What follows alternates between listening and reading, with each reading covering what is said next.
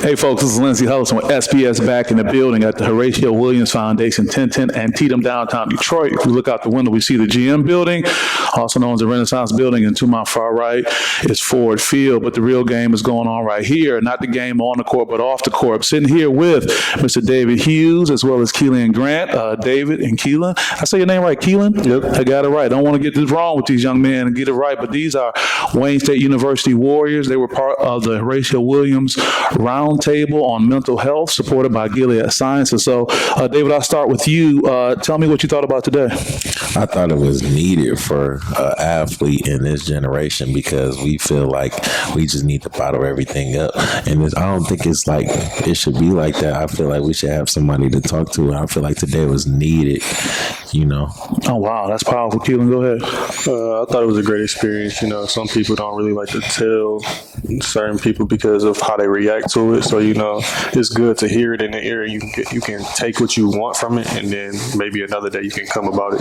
Yeah, there's something about that chair you're sitting in. Your teammate, Raynard, was sitting there not too long ago, and he made the same comment as far as being able to talk to someone without them being surprised at what you say or something like that. And I think that's a huge thing. You can't hide it because, Dave, if you said something to me and I said, oh, for real, I probably may have forever lost you. Right. Or it would take a long time to get that back. So when talking about the mental health profession, whether it's me as a sports psychology consultant focused on mental toughness as well as mental health, I think it's a very fine line you have to walk because you want someone who has the background, but then you want someone who's relatable. So what does relatable mean to you as far as somebody who can make you feel a little bit more comfortable and want to open up with? Relatable to me is like somebody that went through the same things that I'm going through that can basically talk me through what they went through to be to where they're at right now. Why is that so important? It's important because, you know, I just don't want to fall into like the wrong, you know, steps. I would like to take the better route. Mm-hmm. I'd rather go right instead of left. Yeah. Kylin, as much as you have your great coaches who had great experiences and do things, how important it is for a different voice to be there. And pull your mic up just a little bit too.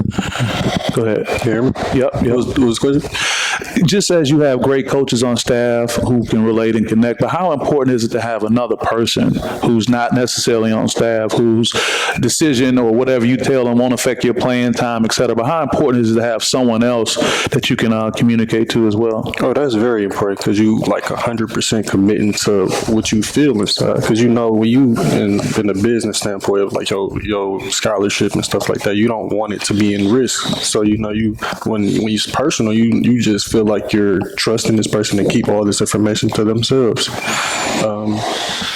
You go all out. You say how you really feel without thinking about what their response is. You understand that they're here for you, not only you, so you just tell them how you really feel. That's such a powerful statement. And what I would say, my experience has been, whether I've been approached by different entities, whether it's on the NBA level or collegiate level, I strongly suggest that your support group, your parents, you know, your coaches prior to college, people invest in having that person for you because at the end of the day, if I'm getting paid by the university or by NBA team or NFL team, at the end of the day, they're really my client. So I'm working for what's in their best interest.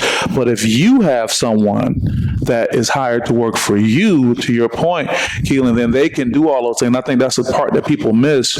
Now, I'm not saying that you shouldn't rely on a university person because that person should have the integrity to do that. But I think there's also a chance that just like you have a trainer and just like you have a dietitian, you can have someone like that. What do you think about that, David? Like, what you mean? Having someone who's your person compared to someone who's with the university or with the team. I feel like you would have like a better connection with them because like they're there for you instead of like all these other people. Like, you know, it'll feel more personal instead of just like a business. Yeah. Kylin, what do you think?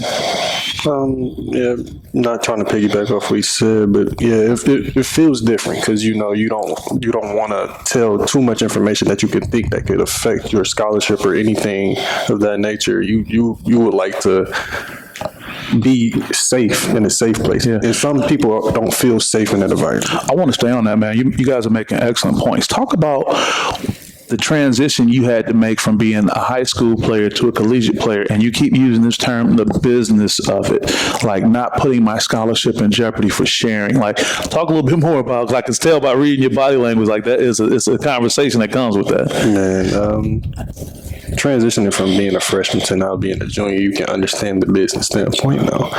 It's not necessarily all about you now. It's about the whole program. Because, you know, people got to eat, people got to do everything that they need to do in order to live as well. We, as basketball players, we go to college from a scholarship of playing basketball. So we got to understand that basketball is going to come first.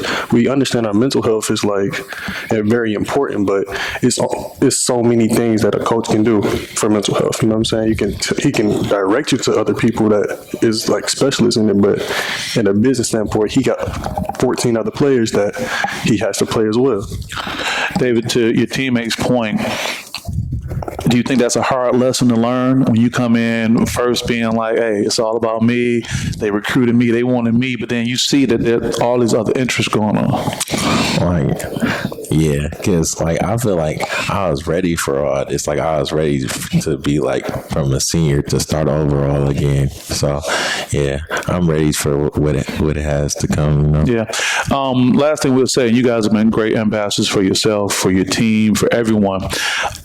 What do you think a lot of high school players may be missing or that they're not prepared for? And finally, let me just say, what advice can you give them as it relates to the transition from high school to collegiate sports, and not just talking about what's on the court, but off the court too? I'll start with you, David, and Kylin, you can finish. I feel like, and as like, it was just like my front toe in the door, I would say, you know, just stay humble, you know, keep on grinding for your spot, because it's not all about you in college. It's really not. You know, in high school, you could be that guy, but in college, it's like a more of an organized, you know, a unit. You got to move as a unit, you know. You don't have to be the leader, but, you know, you got to, you know. Go with everybody. I like that. Kylin, what you got? Everybody's good in college. Wow.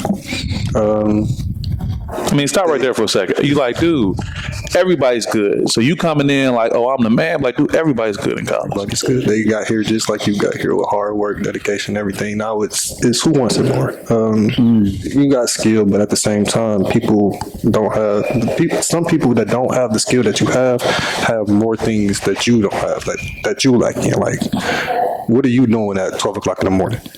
They could be working out because they know that you're not working out because you already, you know, you're better. So why would you be working out if you think that he's not working out? You know what I'm saying? So it's just prepping, you know, doing the little things more.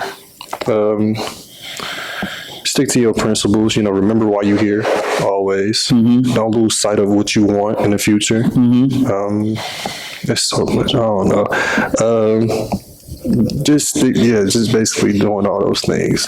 Don't lose track of your focus. Like with everything, books, basketball, beliefs, just staying true to yourself. So when you get on the campus and they scream your name at the game and everybody want to autograph, want to do all that, don't get caught up in that? No, because the next game, if you miss your free throws to win the game, it's all over, man. Goes back and forth. Thus needing that support and that base. Well, you guys have been excellent in your representation and what you share, and I hope that the people who watch this can get something from it. I have Mr. David Hughes as well as Kylin Grant, representing Wayne State, freshman and a junior, doing great things. So with that, I want to thank you guys, and again, support the Horatio Williams Foundation, and thank you to Gilead Sciences for supporting us as well. And November 14th, we'll be back here at the Horatio Williams Foundation for another mental health roundtable. This is Lindsey Hudson with SPS. See you guys next time. Peace.